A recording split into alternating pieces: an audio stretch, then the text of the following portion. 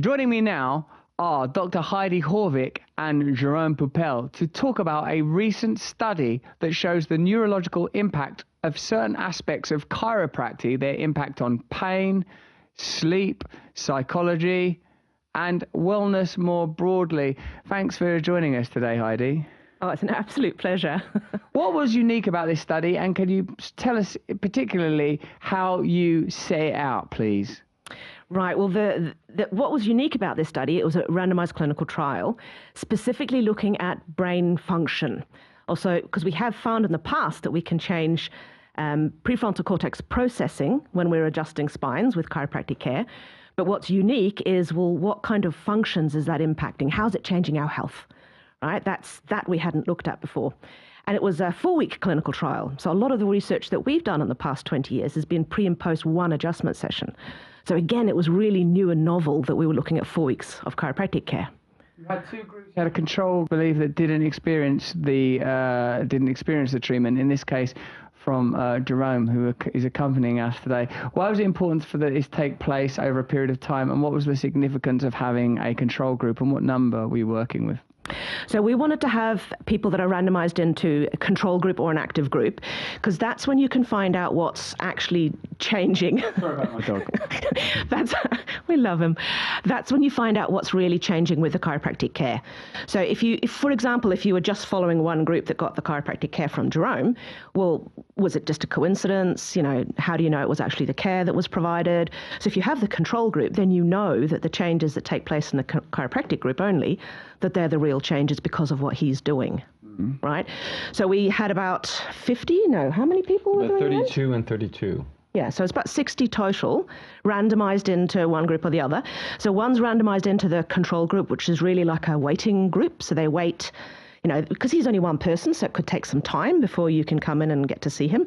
Whereas really they were our control group. So they were just we tested them before and afterwards, but they didn't know that was actually what we wanted from them, was the nothing, the period of nothing. They were being tested on nothingness. Yes. And so you could compare nothing to the impact of Jerome. I suppose it's necessary to get some clinical data on chiropractic more broadly, as it's regarded, generally speaking, with some skepticism, am I right in saying, by the medical establishment, and even some cynicism and derision. What were you able to provide with this study, albeit a limited one, that enables you to confront that skepticism?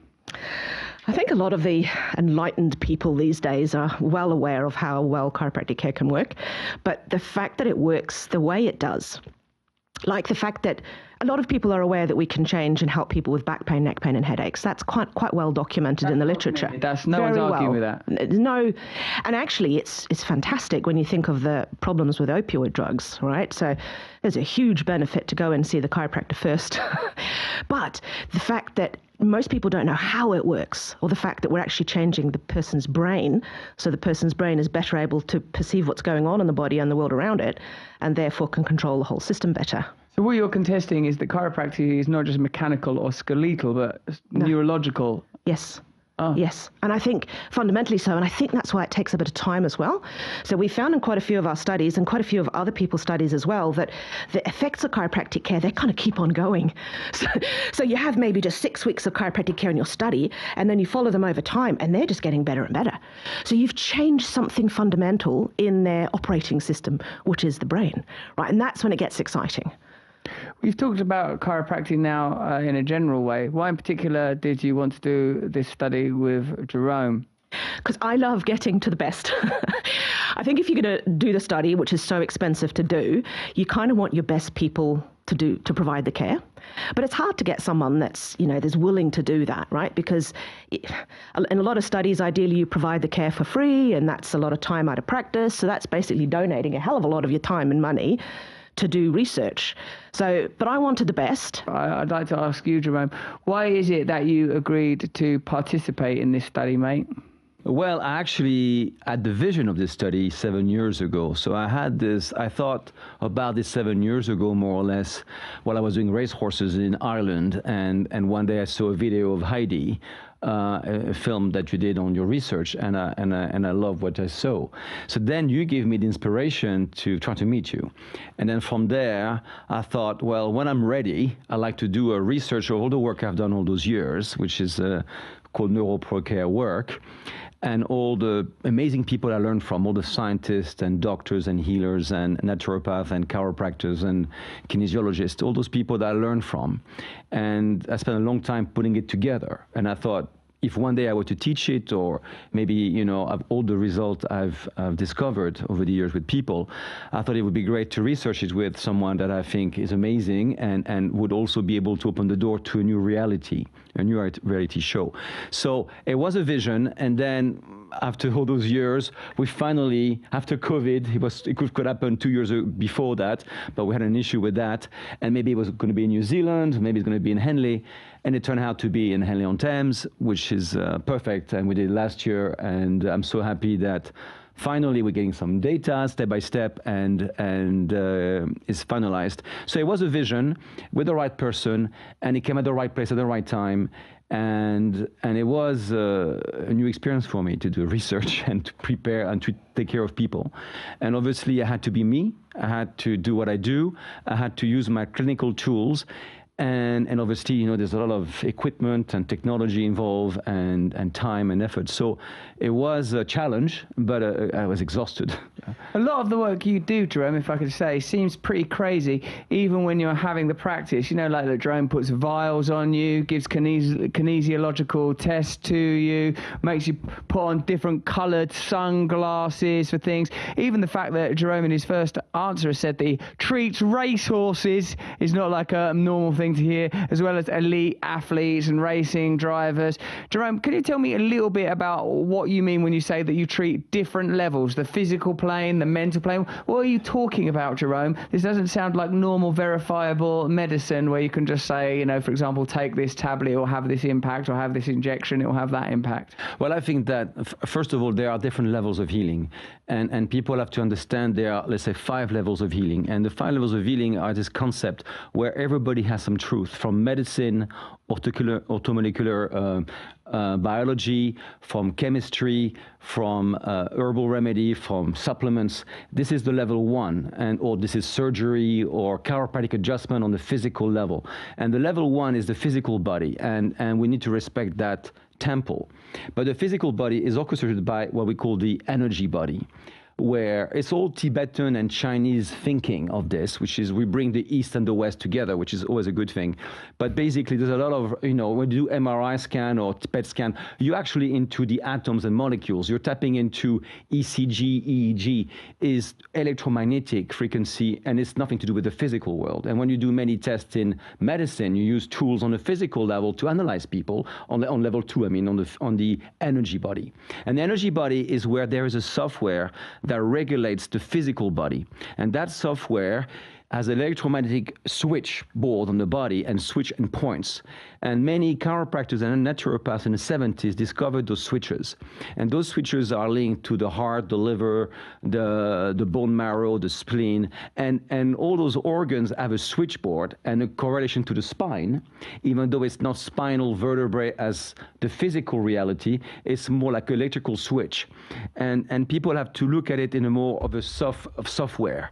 And what happens there is that from infections to trauma to stress, the vagus nerve and the other nerves are affected, and sometimes it's going to be 2%, it could be 20%. Above 40% of fault function, you could start having pathological changes in the blood, or in the normal blood test, or the X-ray or test that we do in the physical reality.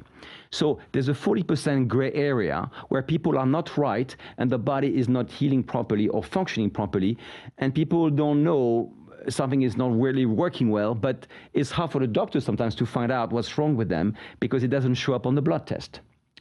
So And then the level 3 of the level 3, which is the mental body, is where homeopathy or psychoneurobiology or different healing methods, where you're trying to remove post-traumatic stress, trauma of the biography of the people, where they have a conflictual emotional shock. And it's not just stress. So they have events in their life that have created a distortion in their biophoton, which is a science from Dr. Albert Fritz Pops, which was an amazing scientist, German scientist in the 80s. And there's low frequency of biophotons coming off your DNA, emitting light coming out of you. And that light has to be coherent and polarized in the laws of physics. And that light, which we talk about in spirituality or consciousness, has an effect as well on your physical body. So this mental field, which is this mental field, is expressed through special light photons emission. And if you have a distortion of that light, there is a pathological change that will occur within you. Could be many years to come, but it could hit different organs. And sometimes the thyroid gland could be dysfunctional because there's a trauma of inhibition or feeling choked many years ago. But because there was a conflict, let's say it was someone that inhibits you, but someone that you loved. And so there are conflicts and no resolution to it, and you're taken by surprise.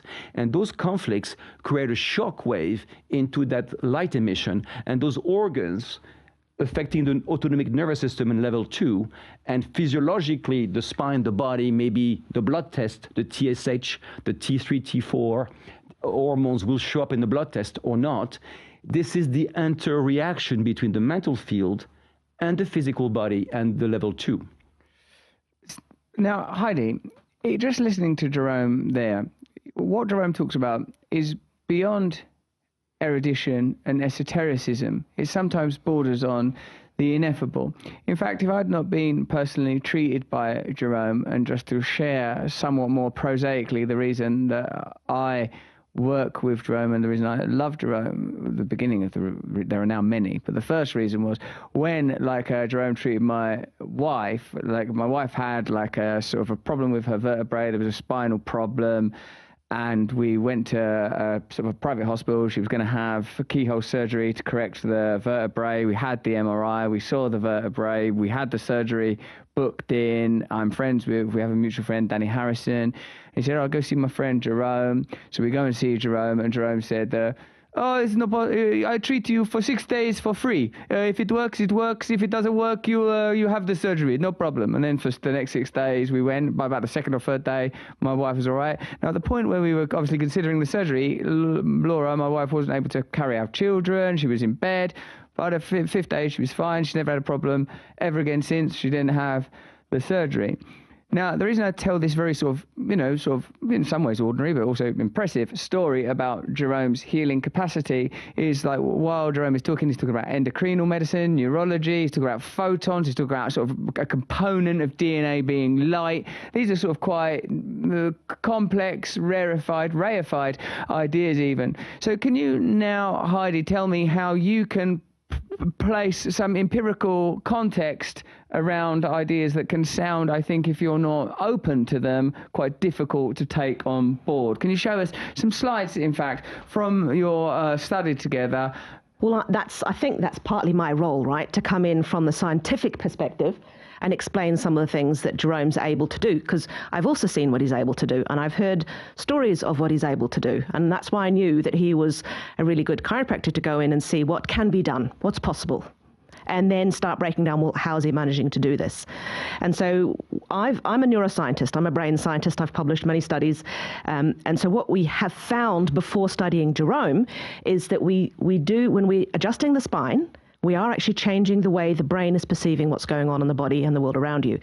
So we know that because we've done lots of little studies, pre and post on the same day. Like, for example, your spine impacts how your brain interprets sound and visual information. Really? We've done studies on that. And when you adjust someone, it improves it. Sorry to interrupt you, Heidi. Yeah. The spine impacts how you receive sensory data. Not how you receive it, but how your brain interprets it. And so it's not sensory, it's neurological. Yeah. So it's because what's really fascinating in the last 20 years in neuroscience, in the research field, what we're understanding is what's most important is what the brain believes to be real. Wow. So what your brain believes is real, is your reality. That's pretty interesting. Yeah. That's why people can experience the same episode, but they would walk away with two completely different experiences. Because we even know things like your memories and your past experiences, your future expectations will actually change how your brain interprets what's happening right in front of you. So it's really interesting, and I think that's potentially what he's doing. He's tapping into how the brain is perceiving what's going on. And if the brain is aware of what's going on, the brain heals itself. We also know that. From science. For all of us, anyone who cuts the finger gets better. Yeah. No one told it to. It's an automatic process. This idea of perception, can you show me, like when we did that thing before, you showed those perception things and stuff like that, Looking at these two circles, right? Very obvious that the pink one's much larger than the purple one. But it's actually not the case. Because our brains don't just see shapes as shapes, they see shapes compared to the shapes around them.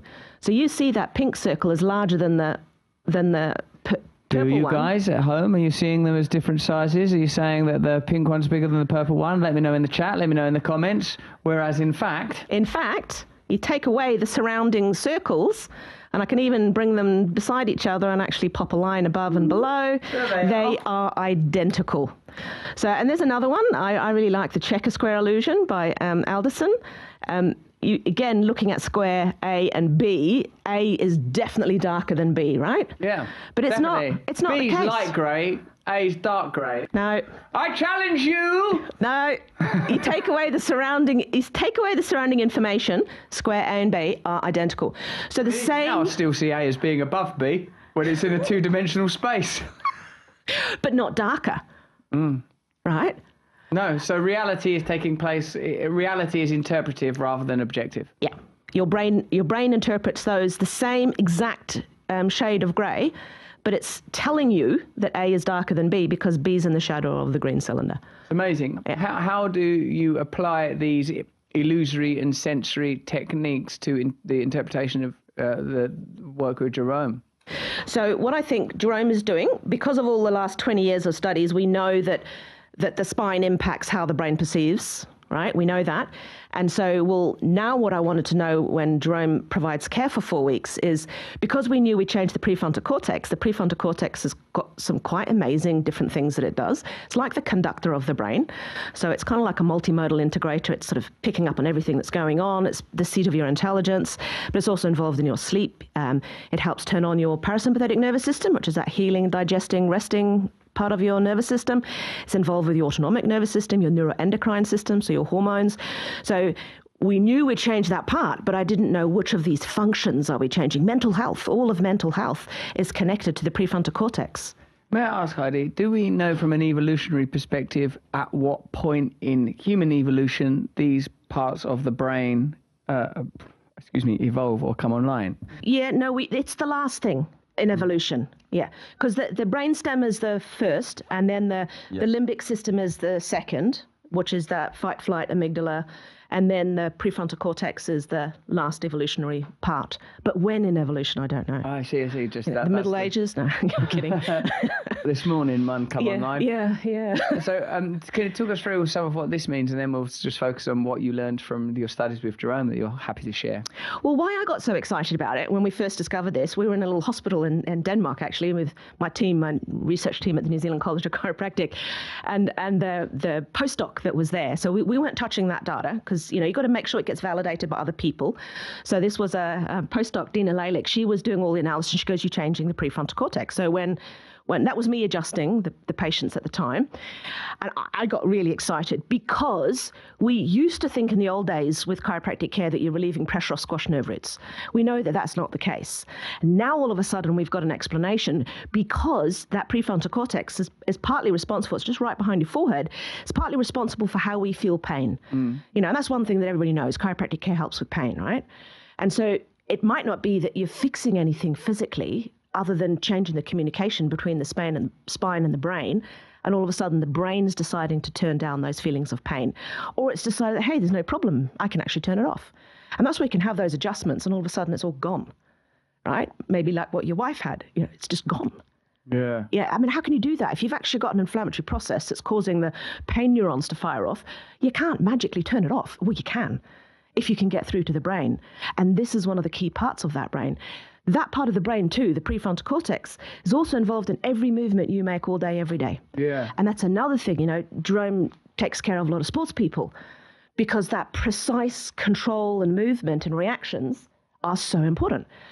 But this is also the seat of your intelligence. So this is literally your executive functions, your ability to think rationally, to pay attention, to ignore all the things that are distracting and just focusing on what you need to focus in on. That's also the prefrontal cortex. It's also emotional control, which is really, really interesting. So all of mental health is usually linked to a dysfunction in the prefrontal cortex because it normally controls your emotions, controls the limbic system. And I keep flapping. There's a psychologist that's done a video about that. So for example, if there's a lack of dopamine or a lack of serotonin, there is a relationship between the prefrontal cortexes and these endocrinal responses. If you've got the dysfunction, the best way to think about the prefrontal cortex is it's inhibitory. Mm-hmm. So it's like your adult you that comes in and just inhibits your child you that wants to throw temper tantrums. Right, so kids haven't actually developed their prefrontal cortex. Oh. Yeah, so they're running around with temper tantrums, all the emotional outbursts, and stress, interestingly enough, turns off the prefrontal cortex. So you've seen people in shock or they've experienced something really traumatic. Yes. Your prefrontal cortex goes offline, and you go straight into your emotional limbic lobe. Sometimes I wonder if the culture is trying to shut down the prefrontal cortex and keep us in a state of continual desire and fear. Yeah, because fear turns it off. I wondered. Yeah. So can you show us then some of the things that were impressive about this, the data that you gained from Jerome that you're happy to share? So with Jerome, we did a randomized control trial. There we go. We had 32 and 35 people randomly allocated into the different groups. It was here in the UK in Henley. Convenient sampling, people between 18 and 60 years. What we did do is we recorded whole head EEG. So we've got a cap all over their head, and we're recording their EEG. When we do that, we can also calculate where in the brain the change is taking place. We can record the brain waves, the frequencies that how the brain talks to itself and within itself. And we can also record what's called functional connectivity. So you can actually start to see what parts of the brain are talking to each other.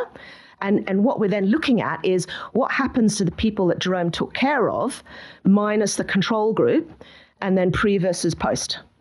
And that's what we ended up with, looking at what changed and what changed when Jerome does his thing compared to the controls. Because that's what I'm interested in, right? What is it that he's doing? We want to measure the effects of Jerome. Yeah. We can all speculate what the effect of Jerome is. Many of us are deeply concerned. But what does science say? We also gave everybody Fitbits, because with the Fitbits you can actually measure their movement that they're doing every day, their heart rate, the heart rate variability. We can also measure their sleep phases. So what was really, really interesting, there was quite a few findings that we got from the study with Jerome. First and foremost, the group that got Jerome's care, they felt better. They had less fatigue, which is interesting because we haven't found that before, not that I've seen in the literature anyway. And they increased their sleep in the light sleep and the rapid eye movement sleep, which was really fascinating. And then most interesting to me is the brain changes. They also had significantly less depression, and I thought that was very interesting. There was a trend to an improvement in anxiety as well, and that's not something that's been studied very much with chiropractic. How are you measuring that they're less anxious? Questionnaires. So they're telling us themselves. Compared to the control. Yeah, and they're answering questionnaires. In the past month, how have you felt? And they ask many questions, and you fill them in. And that's what showed up, that they were physically feeling better, they've improved quality of life, they were less fatigued, they were significantly less depressed, and there was a trend to an improvement in anxiety as well. So we know that they felt better, right? That's kind of cool. And of course, they had less pain. Shouldn't forget that one, even though that's, well documented. But then what's fascinating is there was a significant decrease in the theta band. And you know how the brain has different frequencies, different brain waves? Some are very slow. Theta, gamma, delta. Alpha, delta. Yeah. See? Brilliant. And the delta's the deep sleep, but the theta is like the light relaxation. And that was a significantly decreased. So I'm suspecting that means that they were feeling better afterwards, especially if there's a reduction in stress and anxiety. So that shift, they're almost like their brain is more alert than it was before the adjustments. That was just pre and post. But these aren't usually easy things to shift, which is why I got excited about it. But, we also had some almost changes in several of the other ones, which also blew my mind away, because again, these aren't things that normally change. And especially the gamma one, that one fascinates me, because one thing you often do see, and I know Jerome can speak to this, is people change in their decision making afterwards, which makes sense with the prefrontal cortex, which that's part of your thinking, problem solving brain. But this would even indicate if he's increasing gamma, it's almost like you're heightening their creativity and their insight. So maybe they are becoming so self-aware that they're able to make, better choices. But again, this is what we need to look into further. I'm hypothesizing here. Yes, because the function of gamma is not something that's absolutely verifiable, is it? Yes, it is. But I wouldn't expect to get changes in gamma, because gamma is when you're right intensely involved in something. Like when you're in your flow, when you're doing your thing, you're probably going into gamma. Oh, cool. I like it there. But these guys... I live for that. I know you do. But these guys were just sitting there being recorded. And they had more gamma. I'm like, well, hang on a minute.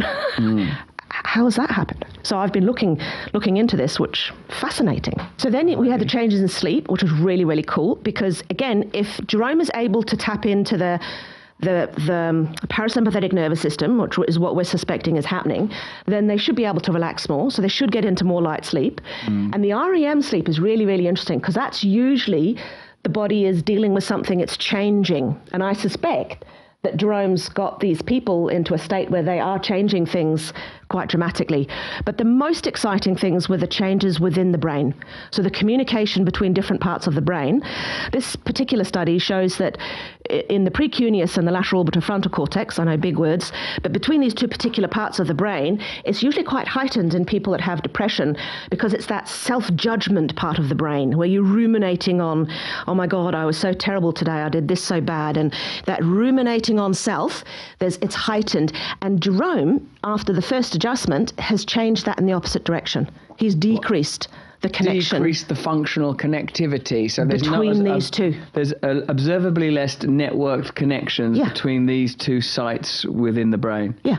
And that can explain why these people have got that significant decrease in their depression symptoms afterwards. What I reckon is happening is that Jerome is able to remove obstructions and impediments to whatever the source is that it undergirds material processes. There is that which is observable medically and technologically, but this amounts to symptomatic data, and that Jerome is interacting with sort of deeper phenomena. Does that chime, Jerome, with what you feel that you're doing with your work, that you're interacting with deep systems? I think that I'm just trying to open a system and release the defense mechanism of the body, the defense physiology, with my clinical skills.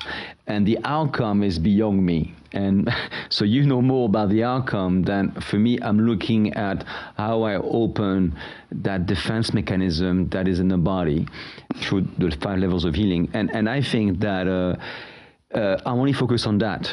So to answer your question, I don't know. I just know that if you do that, there's a multiple capacity of healing and regeneration and transformation, because it's a common understanding that if you unlock the defense system, there's going to be a greater good outcome. You're tapping into some really cool areas of the brain, and I think that's really neat, because you can actually explain, based on the areas of the brain that he's changing, why he could be possibly getting the results. And that's new, Russell. We haven't known before. It's an interesting area for future study. Jerome, does it make any difference to you whether you're treating a human being or a horse? Does it make any difference? Yes, first of all, I would be scared of the horse. I'm not so scared of people, just because obviously the horse are big animals, and you have to know how to handle them or be next to them, but they are very lovely and they're very caring horses anyway. But what I'm saying is, yes, it's a whole different ball game, but it's the same whether it's a dog or a horse or a human being or a baby that cannot speak. You can actually test things and have information on the subconscious aspect of that being. And so there is a common being interaction, meaning with light emission and nervous system conduction.